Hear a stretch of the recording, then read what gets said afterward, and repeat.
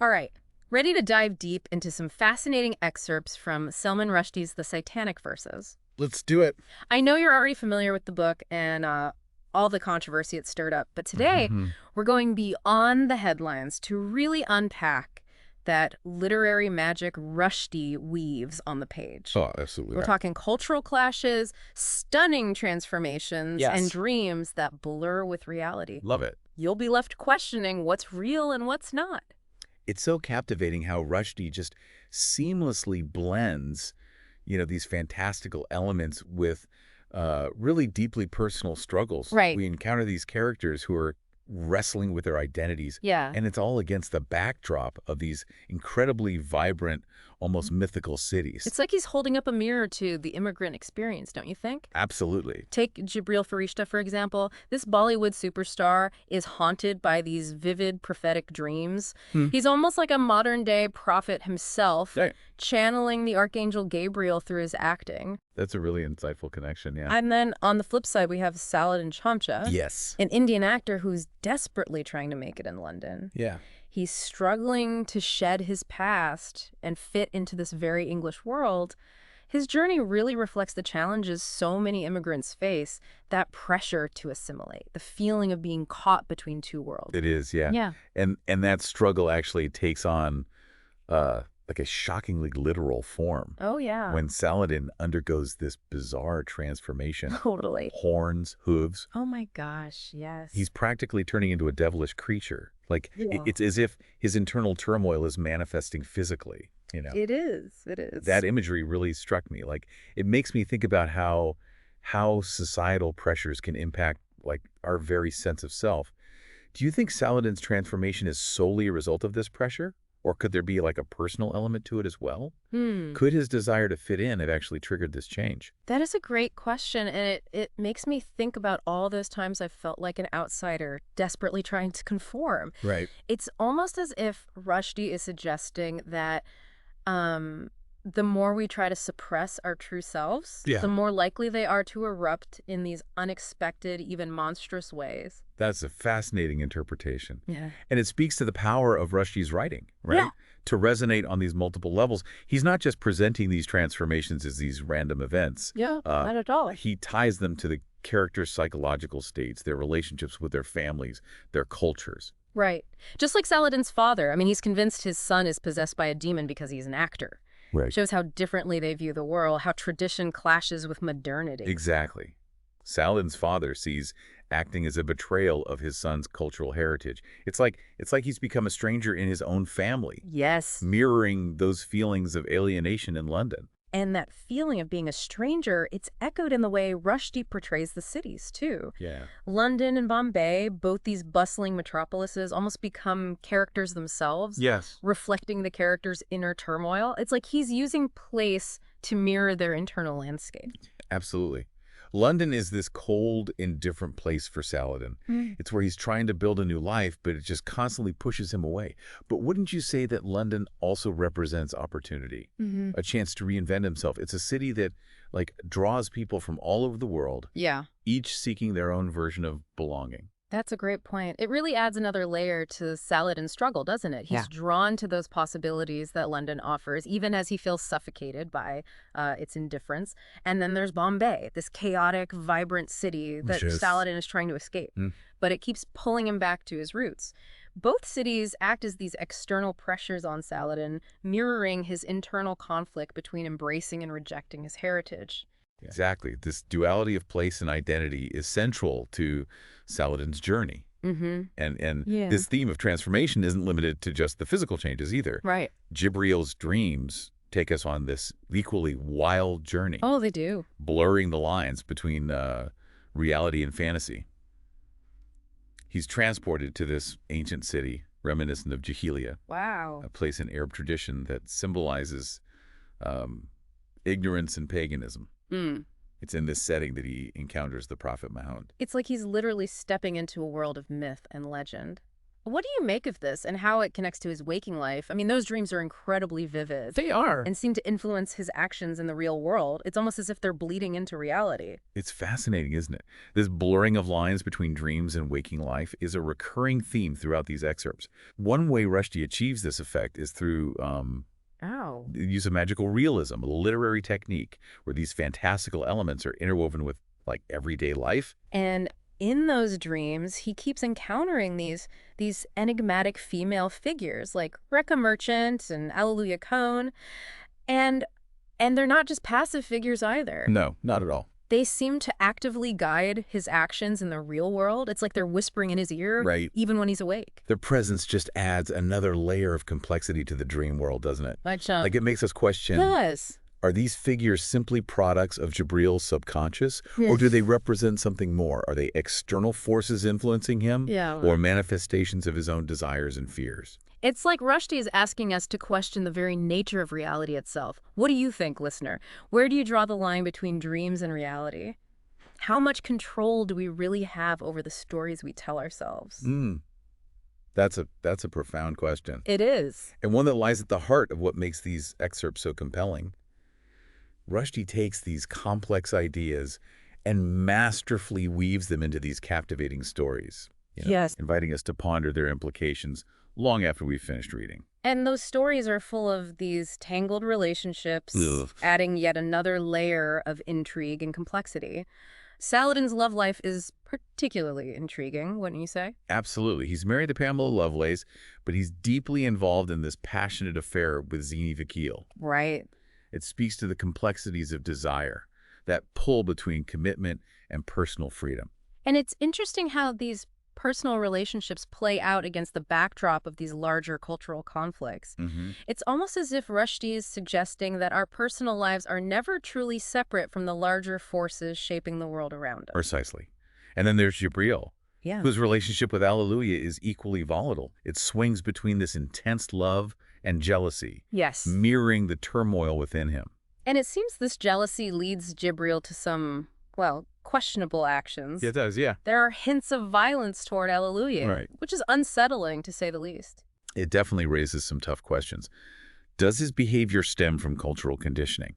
Or is it a reflection of something inherently flawed within him? And does this dark side negate his moments of grace and selflessness?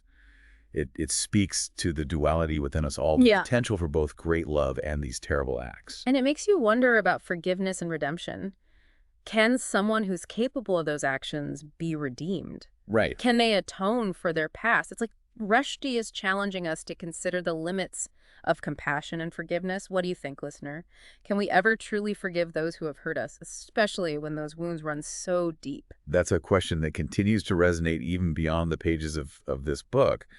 But what's fascinating is that even amid the darkness, we see these glimpses of hope. Yes. These moments of forgiveness. Yes. Like Saladin accepting his wife's lover, Jumpy Joshi. Yes. There's this surprising capacity for empathy there, a willingness to move beyond the traditional boundaries of relationships. It truly makes you pause and reflect. And then there's Gibreel's desperate attempt to save Saladin from the fire in Brickhall. It's as if he's trying to atone for his past transgressions Yes. to prove that he's capable of selfless love and sacrifice. It's like even in the midst of all this chaos and destruction, Yeah. there's these sparks of human connection. Right. These acts of kindness that offer a glimmer of hope. It's as if Rushdie is suggesting that even in the face of unimaginable darkness, the human spirit can endure and even find a way to forgive. And those sparks of hope are what make these excerpts so powerful. They force us to confront this complexity of human nature, Yes. the contradictions within ourselves and the people around us. It's a reminder that we're all capable of both great and terrible things, and that perhaps the most important journey we can take is the one toward understanding and accepting both the light and shadow within. It's been an incredible journey so far, wouldn't you say? We've met these fascinating characters, explored their incredible transformations, and delved into this world where dreams and reality intertwine. It's been amazing. But there's so much more to uncover. Indeed. In the next part of our deep dive, we'll explore how the Satanic Verses ignited such intense controversy, Yes. particularly examining why certain passages sparked such visceral reactions, and what this tells us about the power of literature to to challenge and provoke. Ooh, good stuff. Yeah. Stay with us because things are about to get really interesting. Exactly, interesting. We left off talking about Gibreel and Saladin's struggles, their transformations, and those sparks of hope amidst the chaos. But I know you're eager to delve into the controversy surrounding the Satanic Verses. It's almost impossible to talk about this book without addressing, the firestorm it ignited, death threats, book burnings. It's hard to fathom that a work of fiction could provoke such, extreme reactions. It really is. It's a testament to the power of words, wouldn't you say? Yeah. It speaks to like this complex relationship between faith and freedom of expression.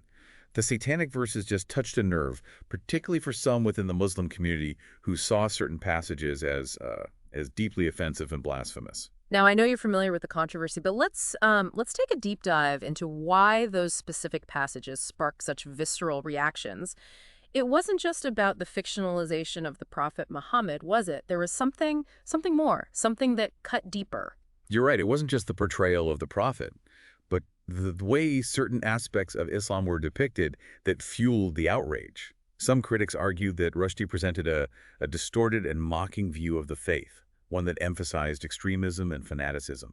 They felt he was intentionally misrepresenting their beliefs and sacred texts. And this led to some truly disturbing consequences for Rushdie himself. It's a stark reminder of the dangers artists sometimes face when their work challenges deeply held beliefs. It forces us to confront these uncomfortable questions about censorship, freedom of speech, and the responsibility artists have when their work incites violence. Absolutely. Yeah. The Satanic Verses ignited this global debate about the limits of artistic expression, particularly when it comes to religion. Like, where do we draw the line between respecting religious sensitivities and protecting the right to free speech, Right. even when that speech is controversial or offensive? It's a question that societies continue to grapple with. And it's not just about Islam or any single religion. This book touched on anxieties about globalization, cultural identity, and the changing nature of societies, which resonated with people from all backgrounds. That's right. It was like throwing a stone into a pond and watching the ripples spread outward. Precisely. The controversy itself became part of the story, Right. reflecting the very themes Rushdie was exploring. These clashes of cultures, struggles over identity, the search for belonging in a world that's constantly shifting. It's fascinating how the book became this mirror, reflecting back the tensions and anxieties of the time. We see this mirrored in Saladin's physical transformation, how it embodied the prejudices he faced, both from society and within himself. Yes, it's as if his very body became this battleground for these cultural conflicts. And Gibreel's dreams, with their blend of religious figures and Bollywood imagery, further highlighted this collision of worlds. The way ancient myths and modern realities clash and intertwine. So those dreams weren't just flights of fancy. They Yeah. had real-world consequences, influencing Gibreel's actions, sometimes with devastating results. It makes me wonder about the power of our own narratives, those internal stories we tell ourselves. Do they shape our reality, or are we merely puppets of fate? That's a profound question. Uh-huh. And it's one that Rushdie seems to be grappling with throughout these excerpts. He blurs the lines between dreams and waking life, between the sacred and the profane, Right. forcing us to confront the power of belief and the stories we use to make sense of the world. It's as if he's suggesting that our reality is constructed, shaped by the narratives we choose to believe. Right. And those narratives can have profound consequences for ourselves and those around us. Precisely. The controversy surrounding the book itself was a kind of transformation, a metamorphosis of ideas and perceptions. Yeah. It forced people to confront their own beliefs, their own prejudices. Yeah. It challenged them to ask, what does it mean to believe? What does it mean to belong? And what happens when those beliefs are shaken, those identities challenged? It's easy to get caught up in the whirlwind of the controversy, but it's important to remember that at the heart of this book are these incredibly rich and layered stories. We have these characters wrestling with love, loss, betrayal, faith, all these universal human experiences that transcend any particular culture or religion. Absolutely. And Rushdie's writing is so captivating. He he fills his prose with these surprising details. He does. Unexpected twists and turns. You never quite know what's coming next. It's like he's constantly pulling the rug out from under you, forcing you to question everything you thought you knew. Like that scene where Saladin encounters those other transformed beings in the hospital. Oh, yeah. Those men and women who are part animal, part plant, part machine. It's such a striking and surreal image. What do you think Rushdie is trying to convey with these characters? What's their purpose in this story? It's a powerful image, isn't it? I think it speaks to this idea that transformation can take many forms, and that our perception of what's normal is often limited by our own experiences. These characters, with their hybrid identities, challenge our understanding of what it means to be human. Right. It's like he's saying that we're all in this constant state of flux, evolving and changing, and that trying to fit ourselves into neat categories is ultimately futile. And it highlights the absurdity of how society often labels and categorizes people, often with harmful consequences. I see your point. It makes me think about how we often fear what we don't understand, and how that fear can lead to prejudice and discrimination. Precisely. Yeah. And those transformed characters, they remind us that even in our differences, there's this shared humanity. We're all trying to make sense of the world, to find our place, to connect with others. That's a beautiful thought. It reminds me that beneath the surface, we're all more alike than we are different. And that's where the power of literature comes in. It allows us to step into the shoes of others, to experience the world through their eyes. It expands our understanding of ourselves, of the world around us, and of the possibilities that lie beyond the boundaries of our own experience. So what does all this mean for you, the listener? Why should you care about this controversial, challenging book? What makes it relevant today, even decades after its publication? Well, I think it's a reminder that literature isn't just about escaping into fictional worlds. It can be a powerful tool for exploring complex issues, for sparking these difficult conversations. And even though the Satanic Verses was published over 30 years ago, the themes it explores, identity, belonging, the clash of cultures, the power of belief, they're just as relevant today, if not more so. It's a book that forces you to think, to question, to engage with the world in a new way. It challenges you to confront your own biases, your own assumptions, and that, I think, is the mark of truly great literature. It's a book that stays with you, that sparks these ongoing conversations in your mind long after you've finished reading. It's like a seed planted in your imagination, slowly taking root and blossoming into new understandings. And as we move into the final part of our deep dives, we'll explore how this complex and controversial book ends, what becomes of these characters after all they've endured, and what might it tell us about hope, redemption, and the possibility of finding peace in a world that's often defined by conflict. Ooh. Stay with us as we unravel the ending and uncover its deeper meaning. To be good. We've explored the fantastical transformations, the controversial themes, the tangled relationships that make the Satanic Verses such a powerful and polarizing work. Yeah. But now I'm curious about where these characters end up. Where does Rushdie leave them in the aftermath of all this chaos? What strikes me about the ending is that it's not about these grand resolutions or neatly tied up answers. Right. It's more about acceptance, about finding a way to live with the consequences of choices, both our own and those of others. And that's what makes it so powerful and thought-provoking. It's as if these characters have been through a crucible, forged in fire, and reshaped by their experiences. They're trying to piece themselves back together, to find a sense of wholeness after being shattered. Exactly.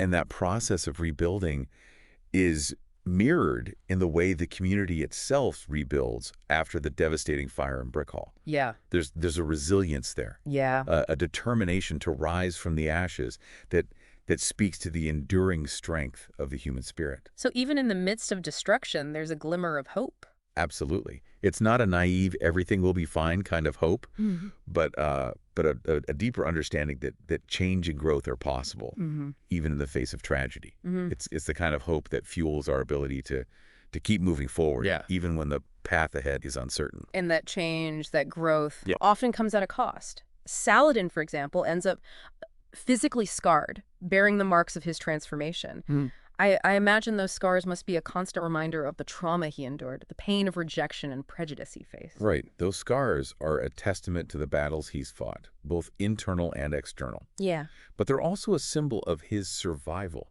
his resilience. He's no longer trying to erase his past or pretend to be something he's not. He's finally accepting himself, horns and all. It's a powerful message about self-acceptance, Yeah. about embracing the parts of ourselves that society may deem different or undesirable. And that self-acceptance is crucial to his reconciliation with his wife, Pamela. Right. It's not a fairy tale ending, not a return to some idealized past. Right. But it's a realistic and poignant portrayal of forgiveness, of finding a way to move forward together despite the hurt and betrayals of the past. It suggests that true love is about accepting the other person fully, flaws and all.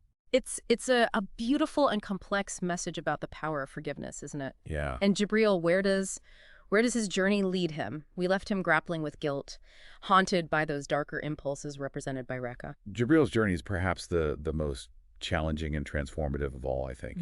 He's wrestling with his own demons, his past actions, Right. and the seductive allure of those darker impulses. Yeah. Rekha, with her promises of peace and control represents that temptation to escape from the messiness of reality, Yeah. to seek refuge in a world of illusion and power. It's a temptation that's so relatable, isn't it? That desire to run from our problems, to seek easy answers, to avoid confronting the pain within ourselves. Absolutely, but Gibreel ultimately chooses a different path. He rejects Rekha's offer, recognizing that true peace comes from confronting our shadows, not surrendering to them. And that decision comes at a great cost. It does. He loses everything. His fame, his fortune, his lover. It's a stark reminder that sometimes true growth requires letting go of what no longer serves us, even if it means losing things we hold dear. Yes. And in that loss, there's also a sense of liberation. He's freed from the weight of his past, the burden of expectations. He's finally able to see himself clearly, Right. without the distortions of fame or illusion.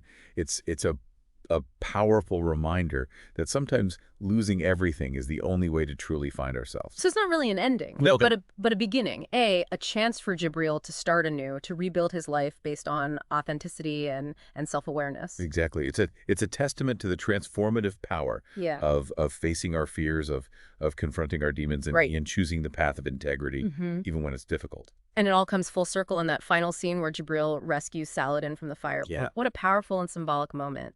It suggests that redemption is possible, It does. even for those who have committed terrible acts. That act of selflessness, of risking his own life to save Saladin, speaks volumes about the transformation Gibreel has undergone. It suggests that compassion and forgiveness can bloom even in the most unlikely of places, Yeah. and that the human heart is capable of profound change. It's as if Rushdie is suggesting that perhaps love can triumph over hate. Maybe. That even in a world filled with darkness and division, there's always hope for redemption and reconciliation. Absolutely. And that's what makes this ending so powerful and thought-provoking. It doesn't offer these easy answers or simplistic solutions. Yeah. Instead, it invites us to contemplate the complexities of human nature, the Right. possibilities of transformation, and the enduring power of hope, even in the face of adversity. Well, listener, there you have it. Our deep dive into Salman Rushdie's The Satanic Verses. We've explored the characters, the transformations, the controversies, the enduring themes that make this book such a lightning rod. But what resonated most with you? What questions lingered in your mind long after you finished reading? This book encourages us to look beyond the surface, Right. to challenge our assumptions, to embrace the complexities of the world and the human experience. Yeah. It reminds us that literature can be a powerful tool for exploring challenging ideas. It can. For igniting conversations, and Yeah. for expanding our understanding of ourselves and the world around us. The Satanic Verses is a book that stays with you. It does. It provokes, it challenges, it Yeah. inspires. It's a reminder that the journey of understanding is never truly over. Good. And as we conclude this deep dive, I encourage you to keep questioning, keep exploring, and keep seeking out stories that push you to see the world in new and unexpected ways. Because it's in those moments of discomfort, those moments of challenge, that we truly grow and expand our understanding of ourselves and the world we inhabit. That's it for our deep dive today. Until next time, happy reading and keep exploring the endless depths of human experience through the power of story.